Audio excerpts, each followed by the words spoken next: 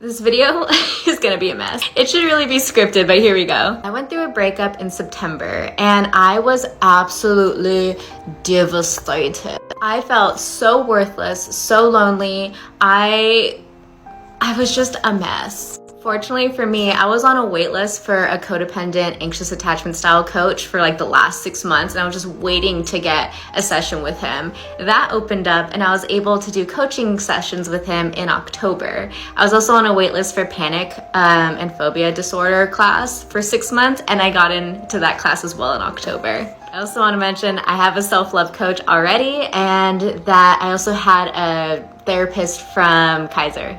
Then I also got another therapist from BetterHelp. So when I say I have a wealth of knowledge for you, damn, do I got a wealth of knowledge for you. Like, where do we even start, dudes? This isn't scripted and I don't know what I'm gonna say. I wanna say that currently how I'm feeling is I will never, ever, ever put someone on a pedestal that's higher than mine, because I think I've done that in every past relationship. And honestly, the first step to healing of anything is putting yourself up here. Very, very high. I learned to forgive and thank myself for falling in love with somebody that did not fall in love with me. That is some brave, stupid stuff. And I should not say stupid because they told me not to. I am proud of myself for letting someone go that didn't want me in their life. I am proud of myself for totally blocking the urge to text them, to call them, to do anything.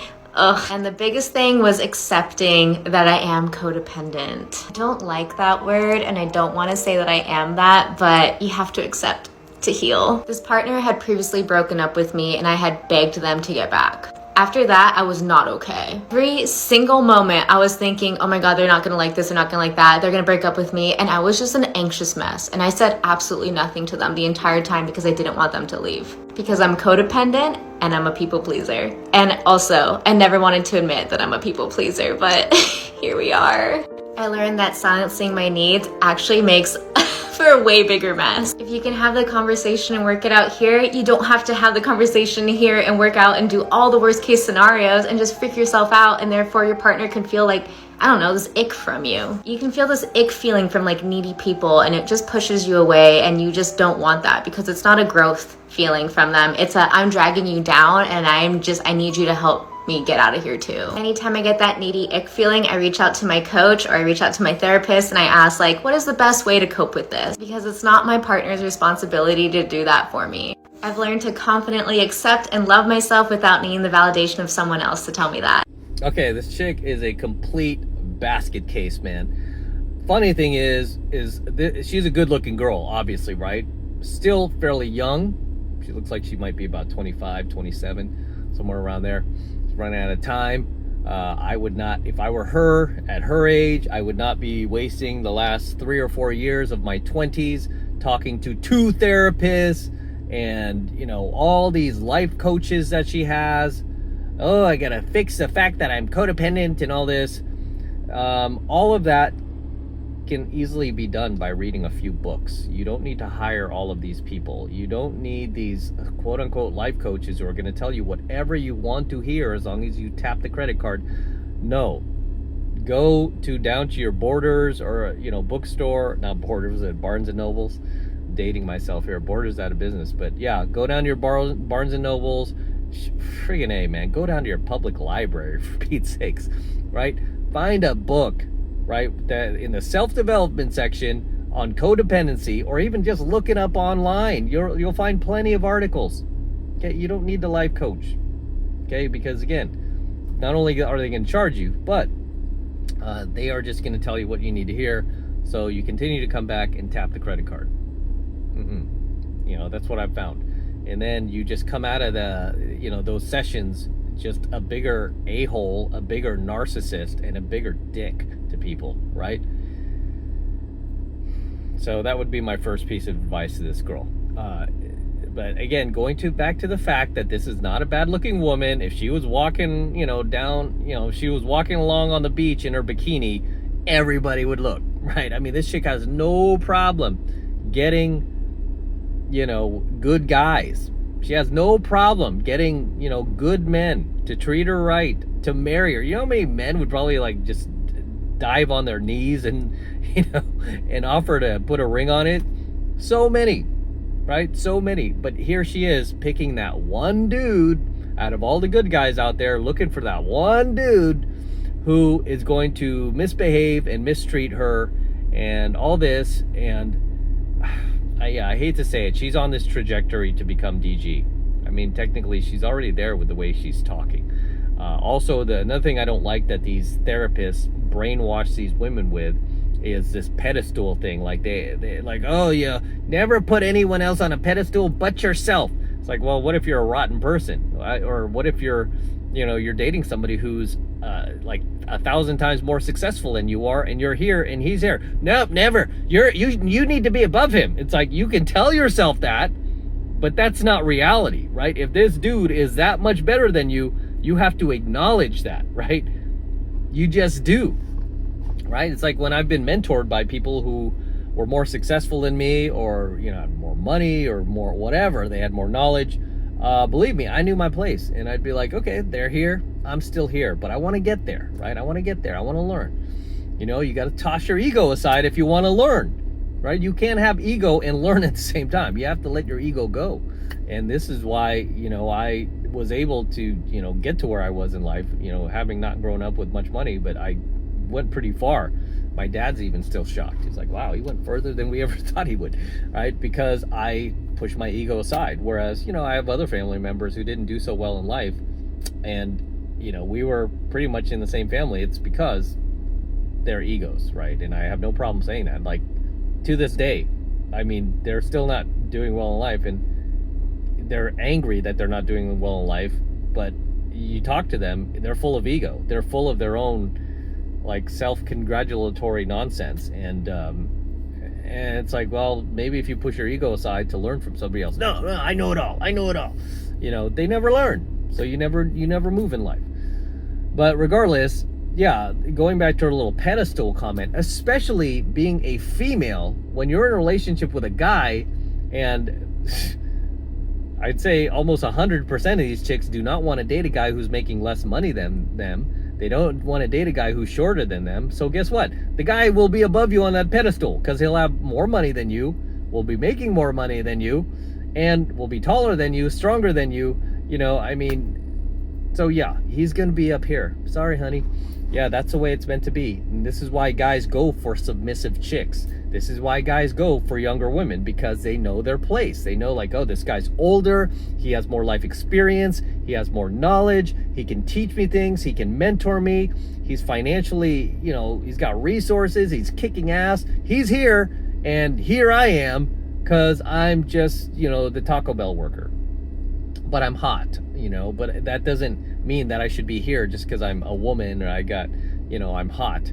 It means I'm here and he's here. So I respect that, right? And most of these younger women will. They'll respect the fact that you're older, you're wiser, you're more knowledgeable, right? This is why guys don't like to date older women, because they think like, oh, everything's here. We're equals. Equality, equals. No.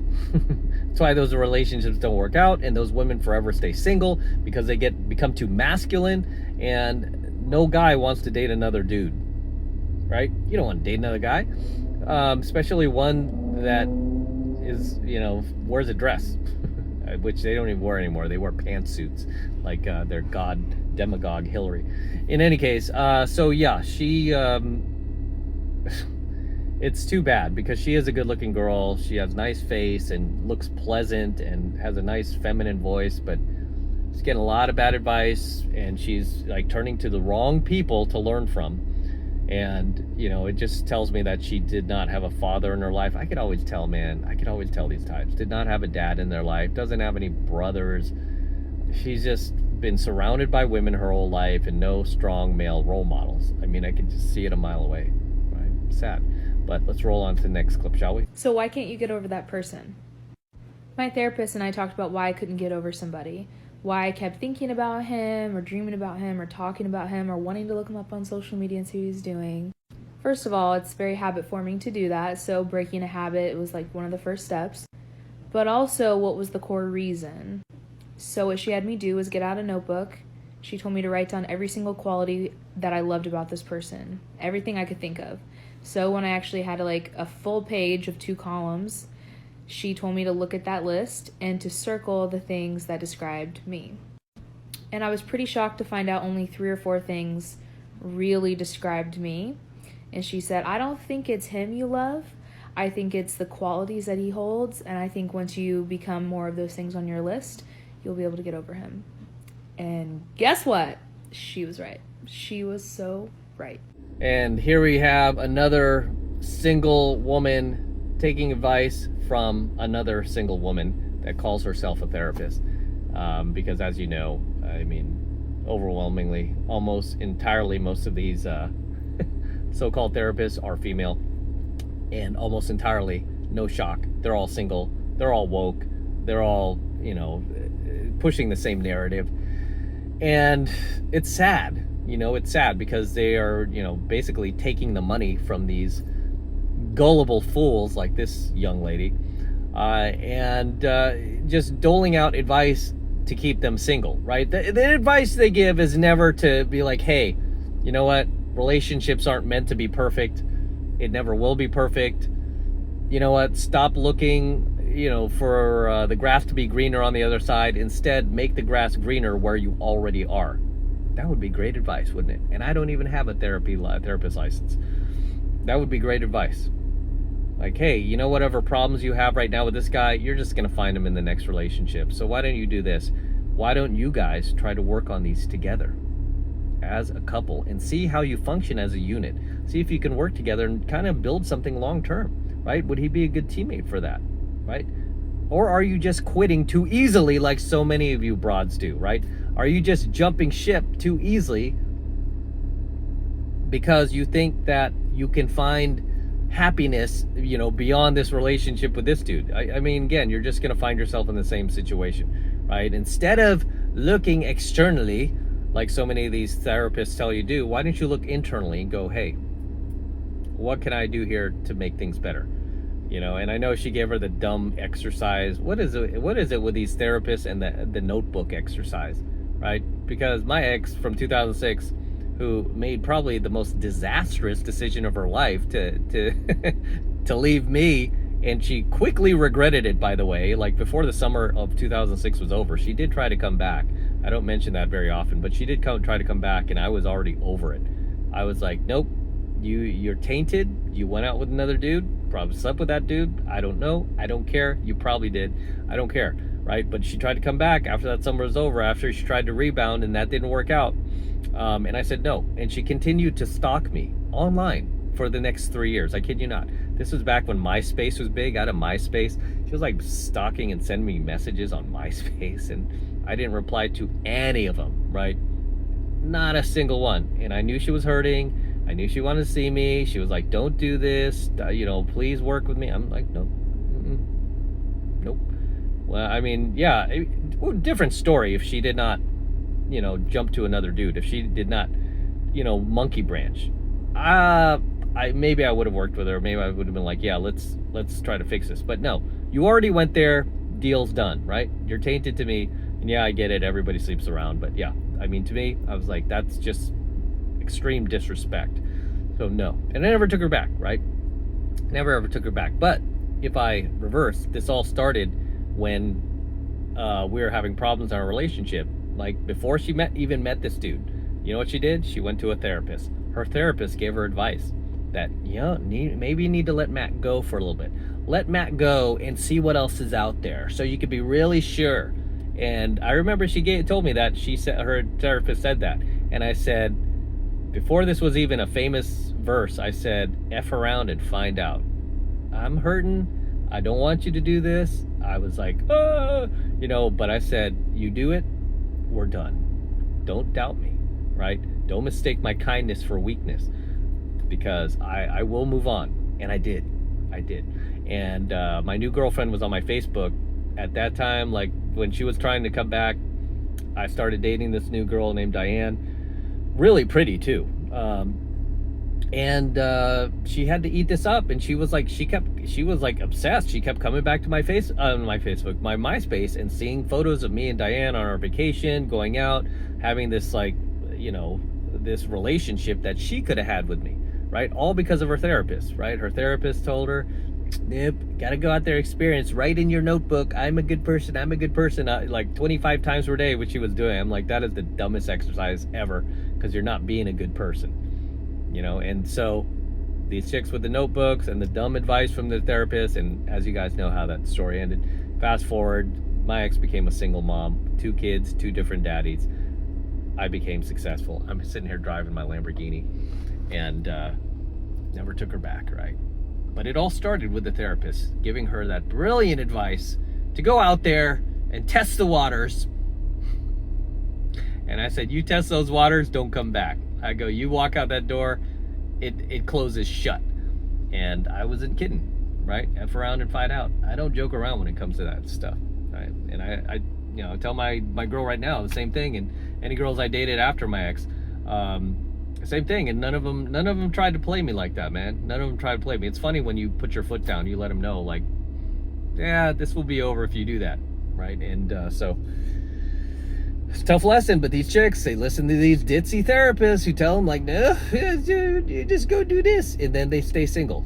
She'll be like, this chick, sadly, will be 40 years old, still single, 50 years old, still single. And, you know, sadly, she'll probably get, you know, knocked up by some Chad on the dating app, have a kid out of wedlock, she'll become a single mom, and it will be even worse for her. And then she'll keep going back to the same therapist. Okay, I'll pay more for more advice, I'll pay more.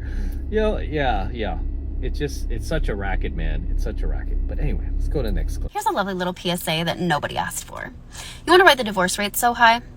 You wonder why there's so many women in their 20s, 30s, 40s that are not in relationships or not getting married just because they plain don't want to? Or why there's so many single moms in the world right now? It's very easy, very simple. Women are not accepting the bare minimum. Let me say that again. Women are not accepting the bare minimum anymore. If you want to be a partner, please be a partner. If you want to be in a relationship, please give benefit to someone. I can pay my own bills. I can make my own food. I can raise my own kids. I understand that you're tired at the end of the workday, but so am I. But guess what? Someone has to do the laundry. Someone has to make dinner. Someone has to watch the kids. If you're not going to do that with someone, then just don't do it. Because we can do it all ourselves. And we have a lot less socks to turn right side in the laundry. So thank you. All right, this chick is absolutely hilarious. Oh, we're no longer accepting the bare minimum. We no longer accept the bare minimum. I'm tired of hearing that, by the way. That's become a new catchphrase with a lot of these DG modern women who can't lock down a high value guy. We're no longer accepting the bare minimum. You know what? Nobody cares, right? You're already like well beyond the wall here that any high value guy would care about. So yeah, I mean, nobody cares. Nobody's gonna even give you the bare minimum, so why are you even bitching about that? But the little quip she made about single moms, like, you know why there's so many single moms out there? Because we no longer accept the bare minimum. No, you know why there's so many single moms out there? Because you can't keep your legs closed. That's why you're a single mom, and you can't keep your mouth shut. 2 things you need to do to not become a single mom: keep your legs closed and keep your mouth shut. Because if you do one of either, right, you're gonna become a single mom. Right? Some dude's gonna knock you up, he's gonna hear that mouth, and he's gonna be out the door, and he's gonna disappear on you, and you're gonna become a single mom. Or if you leave your legs open and you're out there on these apps and you're bringing guys home from the Bumble and the Tinder and the Hinge, you know, and I mean, you're gonna get knocked up, and that guy's not gonna stick around, especially if you're after the age of 30. Dude is not gonna stick around. That's why you gotta get off the carousel, ladies. Gotta get off the CC. Otherwise, yeah, you will become a single mom, complaining on your social media about how you're not accepting the bare minimum when nobody cares. I mean, it's like, you know, a 55-year-old NFL running back going, I'm not accepting that $100 million contract anymore. No. Nobody's giving you that contract anymore, son. Those days are over, right? You had that contract. You don't got it now. What are you talking about? But as always, gentlemen, drop your comments below. Let me know what you think of tonight's coaching video. Anything you'd like to add, anything you'd like to share, please drop them in the comments below, and I will see you there in my comments. So until next time, this is M from the 33 Secrets, signing out here with the Lamborghini. Such a beautiful car. Just got this car, and we're going to be featuring it here on the channel for many months and many years to come. So get used to it.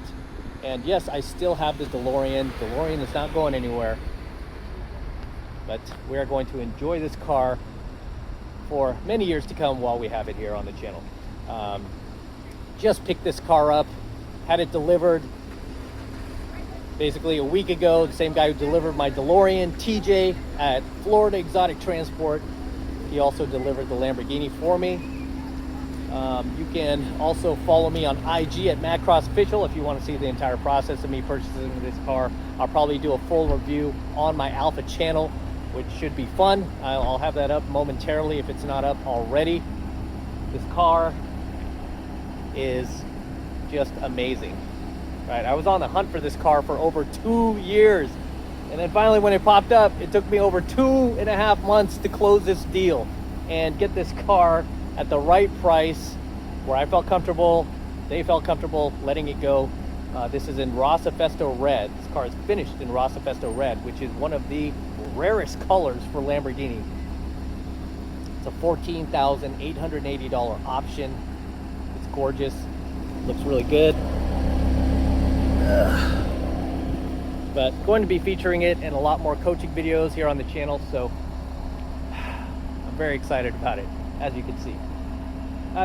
But as always, gentlemen, don't forget to smash that like button, smash the subscribe button, and smash that notification bell as well, so that you are notified whenever I release a brand new coaching video here on the YouTube. More importantly, guys, make sure that you subscribe to the channel, please, right? Helps me out a ton when you guys actually subscribe and you don't just take off on me, right? So make sure you're subscribed to the 33 Secrets as well. This is in the right color too, right? This is basically the color of the 33 Secrets right here. I should put a big 33 logo right on the hood. Just piss off all the modern women out there.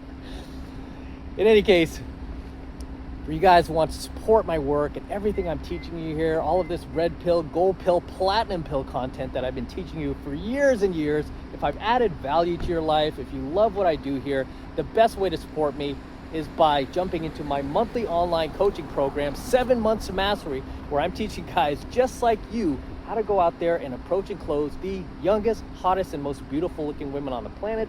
I'm talking about 8s, 9s, and 10s, the same exact type of women that myself and all of my coaching students all around the world now are out there approaching and closing every single week.